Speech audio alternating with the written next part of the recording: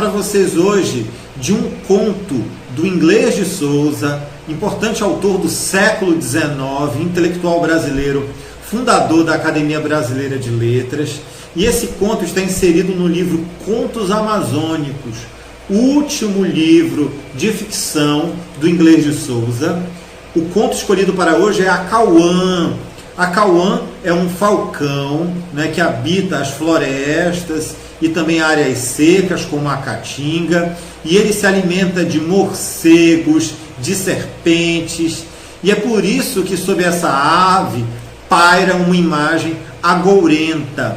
Nós estamos falando que o canto do Acauã é um canto de desgraça.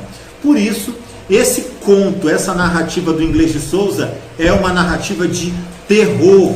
Nós estamos diante de uma história que é baseada nas narrativas orais, místicas das encantarias amazônicas, e que foi escrita por um importante autor.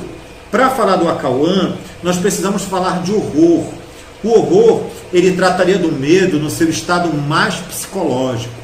Por isso, na construção dessas personagens, o Inglês de Souza, que utilizava o pseudônimo de Luiz Douzane, criou esse gênero maravilhoso, uma narrativa de mistério, de tensão, apavorante, em que nós temos esse imaginário amazônico e uma conversão semiótica, porque os mitos e essas narrativas que explicam o mundo amazônico, essa cosmogonia, essa criação de horizontes, se converte numa obra de literatura, passa a ter uma função estética, ou seja, a cultura popular, passa também numa tradução a fazer parte dessa cultura letrada brasileira.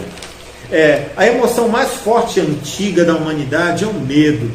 E não há medo maior do que o medo do desconhecido para Lovecraft. Então, quando nós falamos de medo de desconhecido, nós estamos falando do medo do mistério, do assombroso. E, claro, ao tratar das narrativas e dos mitos que circundam esse imaginário amazônico, nós temos muitas histórias de assombração, né? Então, o terror tem a ver com essa leitura sobre mundos povoados por monstros, anomalias naturais e sobrenaturais. Segundo Freud, é o horror psicológico que também remete ao desconforto mental. Nesse momento nós vamos falar então de mitopoética, porque a narrativa oral do povo amazônico, né, desses viventes das ribeiras, se transforma numa obra literária, né, muito importante na produção realizada por autores aqui da Amazônia.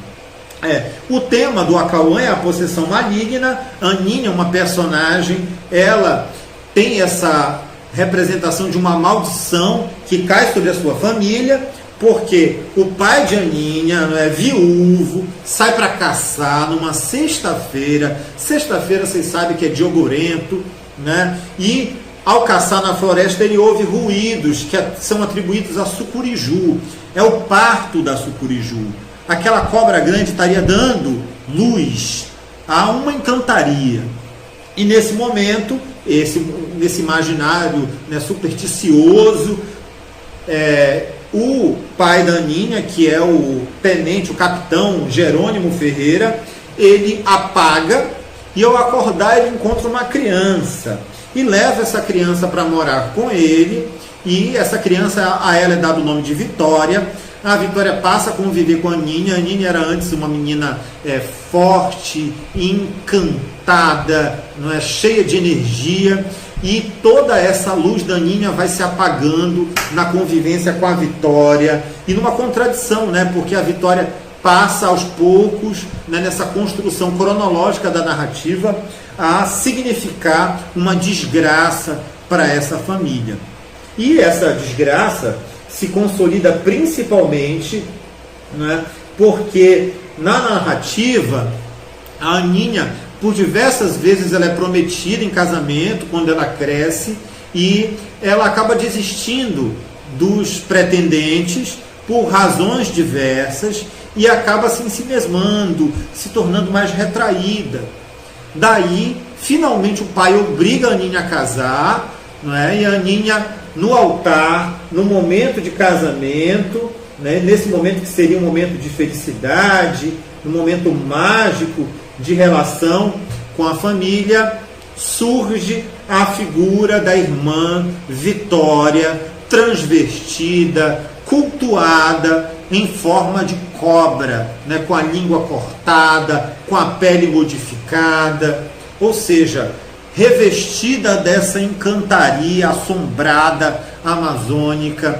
E a Aninha, naquele momento, apaga, dá um grito horripilante, que seria o grito do Acauã, e fica revelada ali a desgraça que paira sobre essa família. Ou seja, é um feitiço. Por isso, não tem como a gente pensar as encantarias da Amazônia sem pensar esse regime das águas. É um conto muito interessante, né, que tem os aspectos socioantropológicos das identidades amazônicas, das narrativas, e sem dúvida vale muito a pena ler. Tem uma questão interessante, a figura da Vitória transvestida em cobra, né, lembra também nessa formação híbrida da cultura amazônica, dessa troca simbólica, a personagem da Medusa, não é, como figura também terrível da morte, né, diabólica, advinda de uma encarnação sobrenatural. Né? No trecho finalzinho do conto, né, a imagem dela de pé à porta da sacristia, hirta como uma defunta, com uma cabeleira feita de cobras, com as narinas dilatadas e a tez verde-negra, Vitória, a sua filha adotiva, fixava em Aninha um olhar horrível, olhar de demônio, olhar frio que parecia querer pregá-la imóvel no chão. E uma questão interessante de analisar nesse conto, também que tem a ver com o pensamento cristão do século XIX, é porque essa maldição também acaba sendo uma tradução metafórica e personificada de uma condenação à homoafetividade. Porque esses elementos encantados demonstram que a Vitória, não é, que essa cobra, tem uma obsessão pela Aninha. E essa obsessão acaba adoecendo, tirando energia e jogando uma praga sobre essa família. Claro que isso tem a ver com o pensamento conservador do século XIX e tem a ver também com o imaginário também que circunda e o pensamento e o contexto também do século XIX.